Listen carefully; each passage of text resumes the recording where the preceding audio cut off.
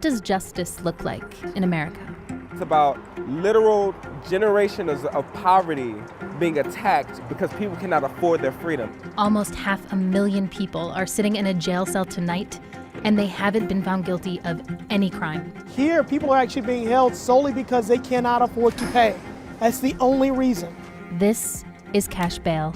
$500, $1,000, $5,000. In communities where families are one check away from devastation, bail is devastation. In this 3-part series from AJ Plus, we'll look at how bail rips families apart. I'm just a regular mom, and they threw me into jail like I was a hardened criminal. How the for-profit bail industry breeds distrust. These people are lost children. They are going to hide. They're going to run. And the disruptors who are reimagining what public safety should look like.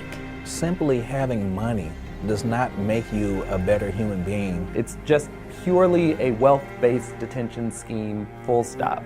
There is a war on Black people, and in order for us to love each other well, we have to fight for our freedom.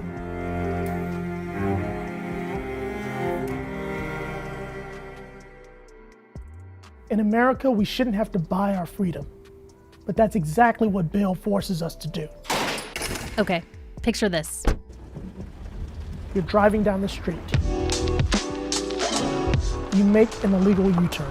A cop pulls up your record. You've got a warrant for not paying some speeding tickets. You get booked. A judge uses what's called a bail schedule to set a predetermined amount of $500 based on the alleged crime. If you can post it, you walk out. If not, you sit in jail until trial. That's bail, paying money to the court so you can secure your release from jail while you wait for your trial. But what if you can't afford it? Take a look. Most of the people in jail right now across the US haven't been found guilty of any crime. In the eyes of the law, they're innocent. That's almost 500,000 people just waiting in what's called pre-trial detention. That's more people than some countries have in their jails and prisons combined. My name is Montega Simmons, and I am a bail reform activist in St. Louis, Missouri. These people are in jail because they can't pay to get out. It's kind of backwards. First you get punished, and then at the end of your jail time, they figure out if you actually did it. Bail has been sold to us as like the solution, but it's not. It's the problem. It's what's keeping our jails so swollen. This is Mary Moreno. She's an organizer in Houston, Texas, who helps bail people out of jail who can't afford it. Money shouldn't be the deciding factor whether you're in jail or not. They say, how can you not have $500? But a lot of people don't have $500, right? The American justice system is actually rigged to favor the rich. And being rich can mean different things to different people. 40% of Americans can't afford to come up with $400 in an emergency. So imagine you're this woman who had to come up with $2,000. You're a grandmother in Texas. You're babysitting your grandson. He runs out into the street. Nothing bad happens, but a driver calls the cops. You get booked. Your bail is set at $2,000. You can't afford that, so you sit in jail for 2 weeks until a community group advocates for your release. It wasn't anything, right? Children run into the street all the time. This police officer, when he arrived, he sees a criminal and he's like, I'm gonna take you to jail. Instead of like, how can I help you? Black and brown folks are policed both more harshly and more frequently than their white counterparts, and the system just builds from there. Blake Strode represents people who are targeted and criminalized by the legal system. Once you've labeled someone as a criminal, they're sort of in a subhuman category. Shows like Law & Order, they're popular because they feed into this notion that we already believe about good and bad. You've never seen an episode that focused on the ways in which implicit bias determines who's getting policed in the first place. You'll never see an episode that talks about rampant use of force in a poor Black community, disparities in sentencing and charging. You also never see the cost in people's lives. Here's what he means. You're a mom of 7 kids. You're accused of stealing 2 beers. You get booked. A judge sets bail at $15,000. You can't pay, so you spend 9 months in jail. You lose your job. You miss your grandmother's funeral, and you get separated from your kids. People who cannot afford bail experience these catastrophic setbacks that are just incredibly hard to come out of. That's Z. Gorley. They lead media efforts at a law firm in St. Louis, Missouri. The central theme I hear from people impacted by cash bail is loss. Loss of time with their children, with their brothers and sisters, with their parents. You have this system that is operating in all elements of a person's life in a systemically racist way, from the use of force at that initial arrest, the charges, the sentencing, and then the conditions that people are held in. So let's break that down. Statistically, Black and brown people are more likely to be arrested, more likely to get assigned bail, and less likely to be able to afford it.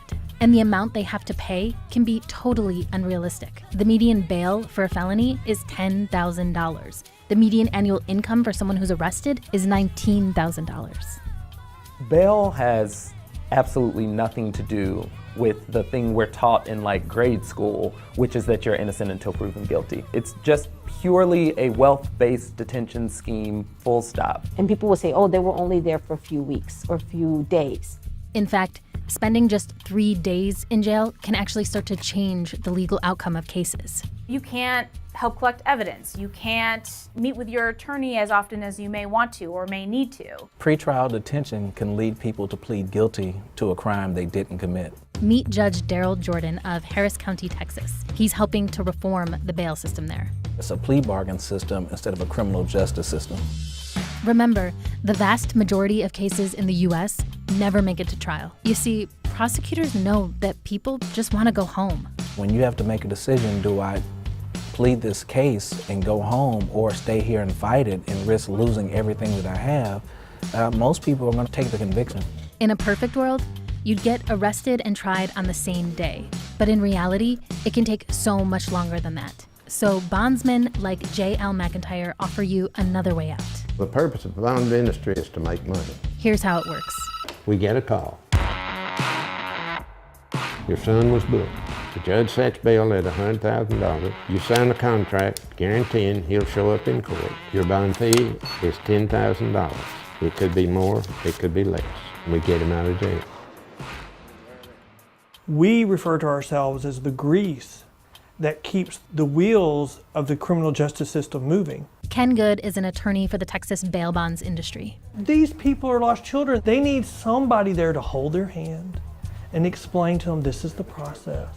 This is what we need to do to get you back on track. We will come and get you. We'll take you to the court. And yes, there's a ton of babysitting involved, but that's what we do. That's what we've been doing for 200 years. So the for-profit bail industry is built on this really shaky, disproven myth that people won't come back to court unless they have money to lose. But policy changes have shown that people do come back. Take Washington, D.C., for example. The district got rid of cash bail in 1992. Since then, they've had a 90% response rate for people who are let go. People want to go back to their lives. They want to be with their families and friends, their church, their community. It's not like they have, endless amount of resources to just up and move and start a whole new life. I think that there are people who really believe that the whole problem is we have poor people and they should not be held accountable because they're poor. I was raised in a very small town. We were poor, and we were always taught that if you work hard, you can overcome. There's almost an expectation in this pull yourself up by your bootstraps society that the person just needs to do it themselves. They just need to get their life together. But what no one is talking about is this overarching oppressive system.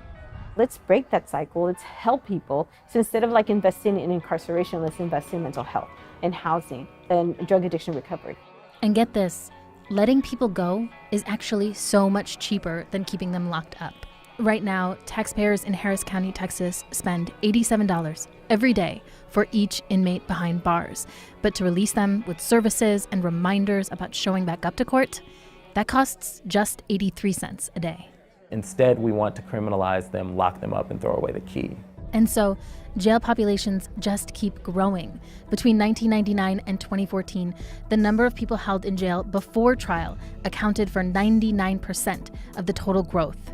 Which begs the question, what if the bail system is doing more harm than good? Or worse, what if it's just broken? The bail system is functioning just as it was always intended to. You can peel back the pages of history, going back to slavery, what happened after Civil War, and black codes and Jim Crow. Now we are in the new Jim Crow.